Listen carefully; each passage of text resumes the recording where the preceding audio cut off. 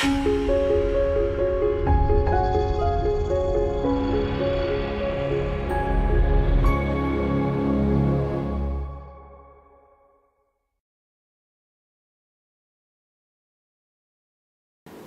my name is Julie. I'm Revalidation Lead for Guernsey and Alderney. We will now have a demonstration of a live confirmation between the Assistant Director of Acute Services and the Matron of the Medical Services. I'm with Elaine Burgess today, Assistant Director acting for Guernsey and Alderney Health Services, Acute Services, and Sharon Le Prevost, Matron of Medical Services, who is going to be confirmed. Elaine has received the information for confirmers booklet and has read this, and she has a copy of the confirmation form. You'll now be observing the confirmation in action. So before I met with Sharon, what I did was I had her folder and I went through it all to make the process more easy. So I've read all Sharon's reflective practices and I've gone through the confirmation form. I've gone through that just to check that I've got the evidence, because I think it's important to have the evidence before you come and actually do the confirmation process. So what we're going to do now is we're going to do the confirmation process. So what it says on the form is so Sharon starts off on the form, so Sharon's got to put her name, her PIN number and date of last registration. Okay. And then it says, I've received confirmation from a line manager who is also an NMC registered nurse and midwife, which is what we that's do. What we're doing. Yeah. Is a registered nurse and midwife. So Sharon signed that. And then when you go down the bottom of the page, it's the confirmer to fill in. I've already confirmed this in, but it's asking for your name, your title, your email, your professional address, your contact number, and date that the confirmation discussion took place. And it's also asking for my PIN number, so make sure that you either bring your PIN number with you or you fill this form in like I have before you come. Then we go down to the confirmation checklist. So basically the confirmation checklist is for me as a confirmer to check that everything in Sharon's portfolio is there and I'm happy to sign it off. So the first one is, you've seen written evidence that satisfies you that the nurse or midwife has practiced for the minimum number of hours for the registration. So it's clear in Sharon's, is that this one? Yeah. So there is practice hours log template completed to state that I've been working full time, 37.5 hours a week, 1,725 hours per annum. And I've done a brief outline of what my job description and what my work actually entails. Job description is also in the portfolio to outline what my roles and responsibilities have been over the past 3 years. Okay, so that's, and when you look at the evidence, that's what the evidence asks for. So Sharon's put the background to it and it's wanting the JD to confirm the hours. If you have got someone that's maybe been on long-term sickness, you might want to ask for timesheets. But Sharon's not, because she works for me. Right, so that's ticked. Next, we go on to continual professional development. And it says, you have seen written evidence that satisfies you that the nurse or midwife has undertaken 35 hours of CPD relevant to their practice. CPD log has been completed, and on the CPD log it actually states what the method of activity was, and also I've put in a brief overview of what the content was and how that has been addressed in practice, what learning outcomes have been from that. So in total I've completed 50.75 hours. And actually all of that was participatory learning, and only 20 hours have to be participatory learning, but I've met 50. And within Sharon's log, which is one of the most important things in revalidation, is she's linked all of the CPD to the code. And as I said before, this might seem quick, this process, but it's because I've read all this, as a confirmer, I've read all this in depth before me and Sharon have got together.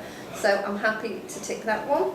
If you want to see the difference between participatory and non-participatory learning, and examples of, they're in the revalidation evidence in the booklets that Julie will provide for you. So again, I'm happy with that, and I've ticked that.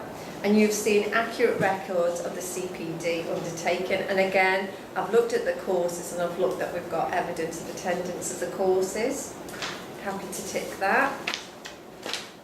Then we move on to practice-related feedback. And it says here, you are satisfied that the nurse or midwife has obtained 5 pieces of practice-related feedback. Within the portfolio, I've put information from colleagues, members of staff in relation to help and support that I've provided over the past 3 years. I've also provided some feedback in relation to work undertaken with a group of multi-professionals in relation to PGDs. Feedback in relation to a board presentation that I did in relation to the area that I manage and how that is supported practice. Also we had feedback from UEA in relation to how our services were developing and improving. I had feedback in relation to a customer services award I was nominated for. However, not sure that was an unidentifiable person who nominated and put me forward. And I also received Hidden Heroes Award from Health and Social Services from our Chief Officer from a nominated member staff.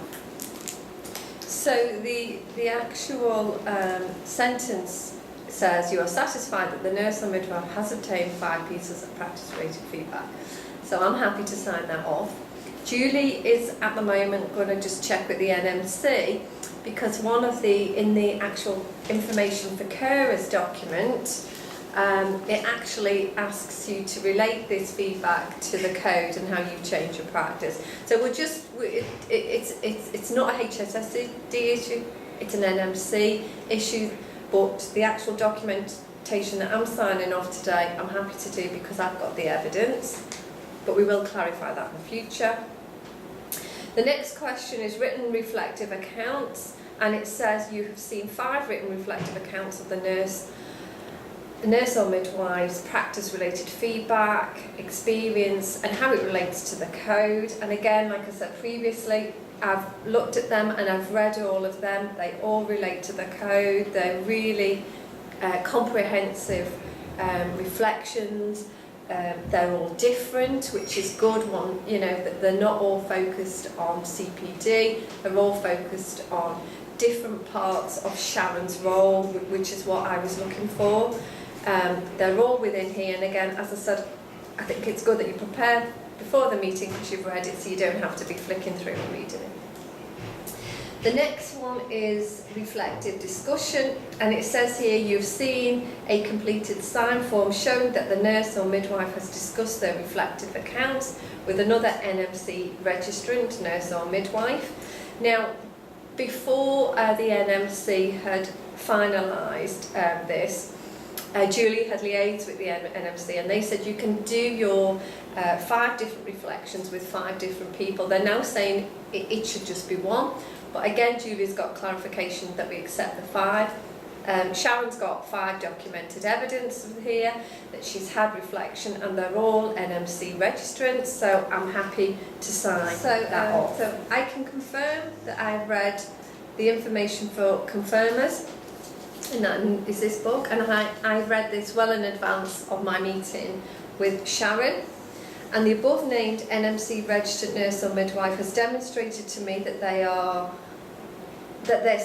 have complied with all of the NMC revalidation requirements listed above over 3 years since their registration was last renewed, or they joined the register as set out in the information for confirmers. I agree to be contacted by the NMC to provide further information if necessary for the verification process, and I am aware that if I do not respond to requests for the verification information, I may put the nurse or midwife application at risk. And then it asks me to sign, which I'm going to do now. With the date. And then that is it. Then it's been really positive actually, because and revalidating next year, by being a confirmer, it has really made me focus on it, and looking through Sharon's portfolio, it's really given me the confidence that I can do mine next year. So I think confirmers get a lot from it, and Sharon has done a really good job, because she's been discriminated in a way because she's had to do it in 4 months. You know, she's one of the ones that it came along really quick, so to get a portfolio together in 4 months, she's done a really good job. Apprehensive at first, but I think being the first group through, you had a few pilot sites that you could get information from, and Julie's been a valuable asset to get further information and support to do it. When you actually get down to it, it actually isn't that bad, it's not that daunting. I think it's just making sure that you have the right pieces of evidence, that you do reflect with the right person to get the most out of it that you can. I thought the hardest was actually looking at the 5 pieces of evidence and how you can actually get that information together, and how you can write it rather than actually even receive it. So it's about if somebody in an instance has spoken to you about the care that you've provided or what you've done, you can actually put notes and write that down and reflect on that. But I think now it's finished, I'm quite relieved and can actually support other people through the process as well. I think we always did I've always done verbal reflection, you know, with lots of colleagues from the MD team. I think it makes some aspect of it more formalised, because you actually are sitting down and writing it on paper. I mean, some elements we always did write down as a group, but I think it just makes you do that, and makes you sit down and probably think a bit more in depth, because as you write things, you do start thinking further behind it, and probably gain a bit more by writing it down. Not to worry, to actually piece it together in small chunks rather than actually try and do it all in one go, and start writing things down at the end of a shift to say that, you know, if you've had some feedback from somebody that you want to reflect upon, write notes there and then. Keep your CPD log going throughout the whole 3-year period. Reflect on each piece briefly within that and how that's applied to your practice. But I think having a 3-year period to do it in is better than actually trying to get things within the short period of time. So I think don't worry is fine.